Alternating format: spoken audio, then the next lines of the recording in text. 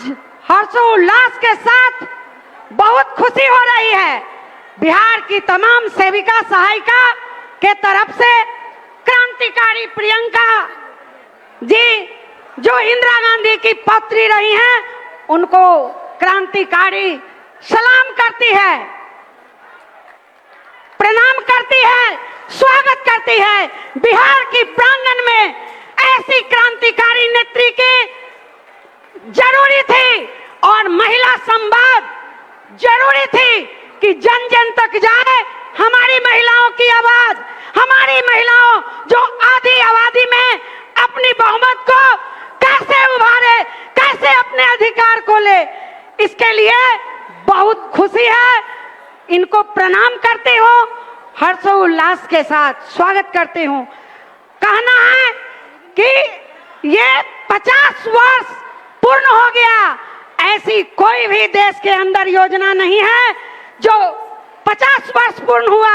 ये इंदिरा गांधी जी का लाया हुआ योजना थी। इसके चलते आज मोदी जी आंगनवाड़ी सेविका सहायिका को देखना पसंद नहीं करते हैं। आज हमारी संख्या अगर 28 लाख नहीं होती तो हम बहनों को निकाल कर फेंक देते। ये मोदी जी का सोच है। जब हम लोग अपनी मांग को लोकतंत्र में प्रोटेस्ट करते हैं, मांगने आते हैं, तो हमको मानसिक प्रताड़ना किया जाता है, हमको हटा दिया जाता है और हमारे थाली में 2 वक्त की रोटी नहीं है। आंगनवाड़ी सेविका सहायिका के थाली में संतुलित भोजन नहीं है। कैसे वो अपने बच्चे और बेरोजगार पति के पत्नी होती हैं, कैसे उनका देखभाल करे, कैसे कुपोषण भगाए। ये योजना देश का कुपोषण भगाने के लिए लाया गया था। मेरा बेटा भी हार्ट पेशेंट है, हार्ट डिजीज से ग्रसित था, पर उसके इलाज के लिए मेरे पास पैसे नहीं थे। सारे समाज रिश्तेदार चंदे करके मेरे बेटे को इलाज कराए, तब मेरा बेटा का जान बचा। आज देश के अंदर, बिहार के अंदर ऐसी बद से बदतर हालत आंगनवाड़ी वर्कर की है जो कहा नहीं जाता, मुझसे कहा नहीं जाता। इस स्थिति में मैं प्रियंका गांधी जैसी क्रांतिकारी महिला नेत्री से उम्मीद रखती हूँ कि चाहे इनकी सरकार हो या मोदी जी की सरकार हो, ये 50 वर्ष पुरानी योजना को बदलने का प्रयास करे। यही उम्मीद और आग्रह लेकर के मैं आपके शरण में महिला संवाद के माध्यम से कहने आई हूँ। धन्यवाद। ये आवाज भले ही एक रंजना जी की थी, एक आंसू भले ही रंजना जी की थी जो हमें यहाँ पे दिख रही है। ना जाने ऐसी कितनी महिलाएं हैं जो कि रोज अपने जीवन में इस तरह की घटनाओं से, इस तरह की परिस्थितियों से गुजर रही है और यहाँ पे वो अपनी बातों को नहीं रख पा रही, उनकी बातों को कोई सुनने वाला नहीं है। लेकिन हमारे बीच हमारी नेता हमें सुनने आई हैं। जो हमारी अगली बातचीत होगी वो फर्स्ट टाइम वोटर पे होगी कि जो व्यक्ति, जो महिला, जो लड़कियां जो फर्स्ट टाइम वोट कर रही है वो किन मुद्दों को ध्यान में रख के वोट करेंगी और वो क्या उम्मीद करती है इस लोकतंत्र के पर्व से।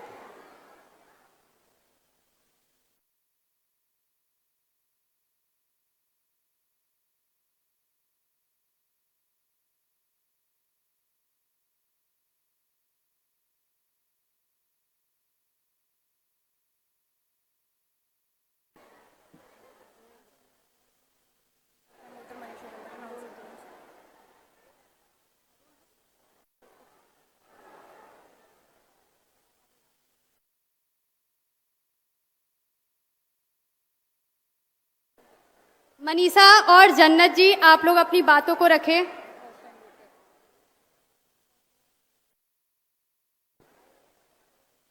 मेरा नाम जन्नत प्रवीण है। मैं फर्स्ट टाइम वोट डालने जा रही हूँ, इसलिए मैंने सोचा कि मैं अपने ऊपर कुछ बात बताऊं कि आजकल भी लड़की को कॉलेज में जाने में इतना डर लगता है, अनसेफ फील होता है कि मैं बता नहीं सकती। मैं खुद डरती हूँ, कॉलेज जाती हूँ अकेले नहीं जा पाती हूँ, फ्रेंड लोग के साथ जाती हूँ। इसलिए मैं चाहती हूँ कि थोड़ा मतलब लड़कियों के लिए सेफ्टी हो। आजकल बहुत ज़्यादा अनसेफ्टी हो चुका है लड़कियों के लिए, और मैं यही बात रखना चाहती थी। मैं मनीषा कुमारी मुजफ्फरपुर जिला से बोल रही हूँ। मेरे मम्मी पापा फाइनेंस कंपनी से 2 लाख रुपए लिए थे मेरी पढ़ाई के लिए। मैं बिहार पुलिस की तैयारी कर रही हूँ और वो दोनों सुसाइड कर लिए, तो अभी पढ़ाई करने में दिक्कत हो रही है। बिहार पुलिस का तैयारी अभी नहीं हो पा रही है। Yes ma'am. हमारी जो अगली साथी हैं वो बबीता जी होंगी। ये बबीता जी, यहाँ पे बहुत सारी महिलाएं हैं, बहुत सारी महिलाओं ने अपनी अपनी बात को रखा। समय को ध्यान में रखते हुए हमारी लास्ट बातचीत होगी। बिहार में ऐसी बहुत सारी समस्याएं हैं महिलाओं की, जो कि शायद मुझे लगता है कि 2 दिन कम पड़ जाएंगे अगर हम बैठ गए उस पर बातचीत करने। तो ये कुछ गिने चुने मुद्दे थे, गिने चुने महिलाएं थी जो कि अपने पीछे उन लाखों महिलाओं की आवाज़ बन के यहाँ पे बोल रही थी। समय को ध्यान में रखते हुए अब हमारा ये आखिरी होगा, तो बबीता जी आप स्टार्ट कीजिए। मेरा नाम बबीता देवी है। हम जम्मू जिला से आए हैं। सरकारी अस्पताल में काम करते थे, सफाई कर्मी हैं। मैं छोटा जात से पढ़ती हूँ। 18 साल से ड्यूटी करने के भी बाद हम लोग को ड्यूटी काम से हटा दिया गया है ठेकेदारी के द्वारा से। ये विनती है सरकार से कि हमको काम में रखा जाए। हम लोग बहुत बिलड़ रहे हैं। हम लोग को 4 गो बच्चा हैं, बहुत हम लोग तबाह हैं। इसलिए हम लोग को सरकार से विनती है कि हम लोग को काम में रखा जाए। भले ही आज ये जो बातचीत थी वो हमारी लास्ट बातचीत थी, जिसमें कि अलग अलग मुद्दों पे बातचीत हुई।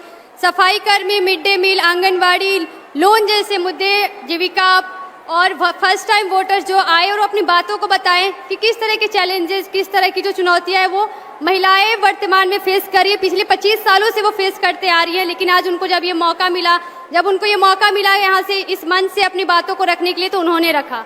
पहले तो प्रियंका दीदी को मेरा नमस्ते और सभी दीदी भैया जितना उपस्थित है मेरा नमस्ते। मेरा नाम किरण देवी हुआ और मैं मुजफ्फरपुर जिला से आई हूँ।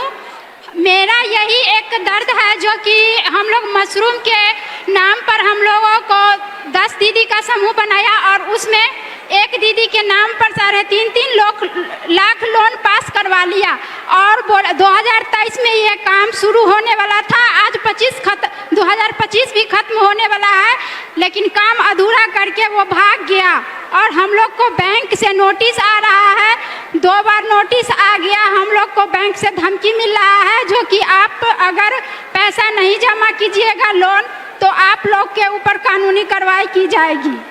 इस शक्ति अधिकार महिला संवाद जो है उसमें जितने भी उपस्थित हैं सभी माताएं बहनों सभी को मैं हार्दिक अभिनंदन करती हूँ। मेरा नाम अंजुषा कुमारी है। मैं गया जिला से बिलोंग करती हूँ। मैं जीविका कैडर पे कार्यरत हूँ। जीविका में सीएम पद पर काम करती हूँ। हमारे 4 बच्चे हैं, 2 लड़का 2 लड़की। हम इस काम में जीविका कैडर में 2013 मार्च महीने से काम कर रही हूँ। मेरा सभी से ये कहना है कि हम काम तो करते हैं, हमें काम दिया जाता है पार्ट टाइम, लेकिन हमें वहाँ अधिकारियों से मिलता है कि पार्ट टाइम नहीं फुल टाइम काम करना है। जब हमें पार्ट टाइम का पेमेंट मिलता है तो हमें फुल टाइम क्यों काम करना है। और हम जब जीविका में हम जुड़े, जब जीविका से जब हम लोन लिए तो इसमें इतना प्रेरित किया गया। जब लोन हम उठाएं, एक तो ऐसे ही महंगाई बढ़ती जा रही है, 750 से लेकर के 1200 से 1500 से अभी देखिए कि बढ़ाया है वो आंदोलन की वजह से। हमें यही कहना है कि हम जो अपने हक की मांग करते हैं तो हमें दबाया जाता है, हमें काम से मुक्ति का दिया जाता है। हम यही कहना चाहते हैं, हम संघर्ष किए 3 महीना तो हमें पद मुक्त कर दिया गया। बताइए हमें क्या गुनाह करते हैं? यही ना कि हम अपने बच्चे के लिए, हक के लिए, उसको पोषण के लिए, स्वास्थ्य के लिए मांग करते हैं, अपना पेट पालन के लिए मांग करते हैं। तो हमें धमकी, ऐसी सरकार है, नीतीश सरकार है जो कहती है कि अपनी आवाज को उठाते हैं तो हम पद मुक्त कर देंगे, आपको नहीं रखेंगे। बताइए 2013 से हम काम कर रहे हैं, अब कहाँ पे जाएं? इसीलिए हम ऐसी सरकार को नहीं चाहते हैं। हमारी 2 बच्ची हम कैसे पढ़ाएंगे, कैसे उसको पालन पोषण करेंगे? हमारे 2 लड़के हैं, बताइए इतना महंगाई हो गया, हमको ऐसी सरकार नहीं चाहिए। हम ऐसी नीतीश और मोदी सरकार से उब गए। हम यही इंडिया गठबंधन सरकार से चाहते हैं कि यदि हमारी इंडिया गठबंधन सरकार आए तो हमें मांग को पूरी किया जाए। और हमें यही के साथ ये ऐलान करती हूँ कि बिहार बचाओ, महिला का अधिकार बचाओ। जय इंडिया गठबंधन, जय जी। बहुत बहुत धन्यवाद दीदी आपका। प्रियंका जी, ये जो दीदियों ने बताया अपनी जीविका की समस्या, ये किसी एक या दो दीदियों की प्रॉब्लम नहीं है। जीविका के नाम पे ये जो भी कैडर बनाए गए, हमें आशा है कि हमारी साथी जो हैं वो जीविका की समस्याओं को बखूबी समझी होंगी। जो हमारी नेक्स्ट साथी है वो अर्चना जी हैं, जो कि पलायन के मुद्दे पे बात करेंगी कि कैसे जब घर का पुरुष बाहर चला जाता है तो कमाने, तो घर में जो स्त्री होती है उसको किस तरह के अलग अलग समस्याओं का सामना करना पड़ता है। तो अर्चना जी। जी नमस्ते मैम। प्रियंका जी मैम, हम आपको अपनी बातों को रखने के लिए आए हैं।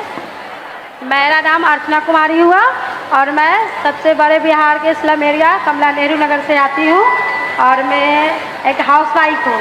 और मैं इस बात पे बात करना चाहती हूँ, आपसे अपनी बातों को रखना चाहती हूँ कि मेरे हस्बैंड बाहर जॉब करते हैं, बिहार से बाहर, और मैं क्या और मेरे हर फैमिली में सब बाहर जॉब करते हैं। बिहार में कोई रोजगार नहीं है, कोई काम नहीं है, कुछ बिजनेस नहीं है। अगर बिजनेस भी कोई करता है तो उसके लिए लोन वगैरह सब लेना पड़ता है। तो मैं चाहती हूँ कि हमारे रोजगार को, महिला हो या पुरुष हो, बिहार में रोजगार दिया जाए ताकि हम लोग अपना जीवन यापन कर सकते हैं। क्योंकि मैं सिंगल मदर हूँ, मेरे हस्बैंड जमशेदपुर में जॉब करते हैं और मैं अपने बच्चों को खुद ही पाल रही हूँ।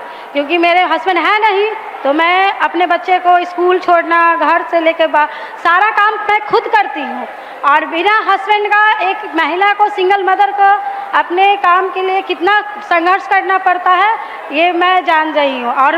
और मेरे साथ सारी जो जिनके हस्बैंड हो, भाई हो, जिनके पापा हो, जिनको भी बाहर करते हैं, उनको खुद पता है कि उनको कितना प्रॉब्लम या कितना संघर्ष करना पड़ता है। तो मैं यही करना चाहती हूँ कि रोजगार बिहार में लाए, जैसे गुजरात में हो या सूरत हो या दिल्ली हो, मुंबई, वहाँ क्यों कमाने जाएंगे। हम चाहते हैं कि हमारा रोजगार बिहार में मिले, हर कोई सशक्त हो। नारी सशक्तिकरण है तो हर कोई सशक्त हो, अपना काम, अपना रोजगार हो।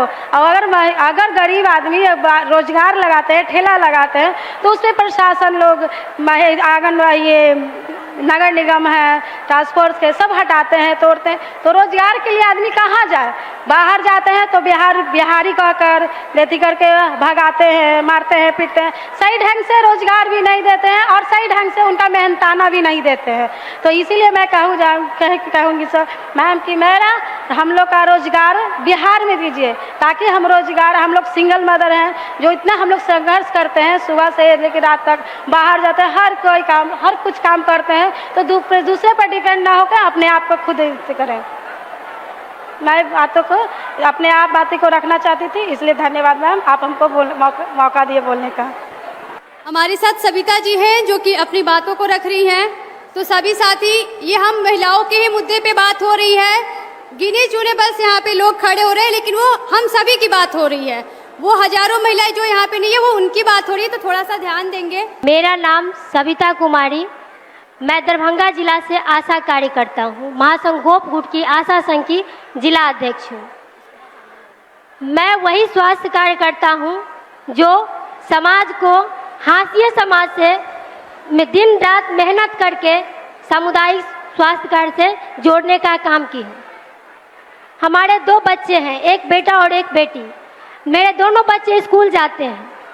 इस काम के तनाव में कभी कभी मेरे बच्चे भूखे स्कूल जाते हैं, मैं उनको टिफिन बना के नहीं दे पाती। दिन रात हमसे काम लिया जाता है। मेरे लिए कोई संडे, कोई छुट्टी नहीं होता है। आधी रात को अगर फ़ोन आता है कि आपको ब्लॉक जाना है, तो हम अपने बच्चे को गोद से उतार कर प्रसव कराने ब्लॉक जाते हैं। कहा जाता है कि स्वास्थ्य विभाग की रीढ़ है आशा कार्यकर्ता। कोरोना ऐसे महामारी को आप सब में से कौन नहीं जानते होंगे, उसमें हमने अपने जान को जोखिम में डाल करके काम किया। सरकार अभी तक 1 रुपया हम लोग को नहीं दिए। परिवार में भी तनाव हो रहा है, आधी रात को घर से जा रहे हैं, एकदम से क्या बोले, इतना ही टॉर्चर किया जाता है। और जो काम हमारा नहीं है वो भी हम पर थोप दिया जाता है। जैसे कि अभी आयुष्मान कार्ड बनाना, वो भी काम हम लोगों से करवाया गया। जो ऐसा पढ़ी लिखी नहीं थी वो अपने बेटे से, अपने बेटी से, मान लीजिए एक काम का एक तो आप 5-6 हज़ार रुपया महीना दे रहे हैं, और उसमें से 2 हज़ार तो प्रत्येक महीना मैम भाड़ा किराए में हम लोग को चल जाता है। मेरे पास बचता है वही 3-4 हज़ार रुपया। इस महंगाई के दौर में 3-4 हज़ार से मेरा परिवार चलेगा? 32 दिनों के हड़ताल के बाद 3 हज़ार रुपया मानदेय के रूप में सरकार से हमारा मांग था, और उन्होंने यह स्वीकार किया कि हम मानदेय शब्द करेंगे, और वो नहीं करके ये एनडीए की सरकार बहुत ही छलबाजी से, अभी इलेक्शन का टाइम आया है तो हम लोग को वो 3 हज़ार रुपया, 2500 की जगह 3 हज़ार रुपया, वो भी पारितोषिक शब्द करके, मानदेय करके नहीं। तो मैं निवेदन करती हूँ महागठबंधन की सरकार से, यदि आपकी सरकार हो तो हम आशा कार्यकर्ता को ये रात दिन जो भटकते हैं रास्ते पे, कहीं कोई सुरक्षा नहीं, कब मेरे साथ क्या हो जाए। अगर हम पीएससी डिलीवरी लेके जाते हैं, मेरी बेटी 10 दिन की थी मैम, तब मैं आशा कार्यकर्ता में 10 दिन की बच्ची को लेकर के, डिलीवरी पेशेंट जब होता था उसको लेकर के हम ब्लॉक जाते थे, और वहाँ कहा जाता था आप इधर मत जाइए, आप इधर मत बैठिए, अरे बच्चा को यहाँ से उठाइए। क्या दशा होती थी मेरी, मैं रो देती थी कि मैं क्या करने आई हूँ, स्वस्थ करने आई हूँ और खुद मरने आई हूँ इसमें। उस बच्चे को लेकर के मेरा यहाँ इलाज कराई, फिर भी अभी तक काम नहीं कर रहा। उस स्थिति में हमने काम किया, और ये सरकार अभी भी मानने को तैयार नहीं है कि पारितोषिक शब्द को बदलने की कृपा की जाए और मानदेय में बदलकर 10 हज़ार रुपया किया जाए, ताकि जीवन जीने लायक हम आशा को मानदेय मिले। यही हमारी प्रार्थना है। हम लोग एकदम नर्क में जीवन जी रहे हैं, और आपसे अपेक्षा करते हैं कि आप हमारी मांगों को आगे तक बढ़ाएंगे। यही कहकर मैं धन्यवाद सविता जी। यह आवाज़ आपकी थी, लेकिन आपके पीछे वो करोड़ों महिलाओं की वो बातें थी जो कि आपने सबके सामने रखा।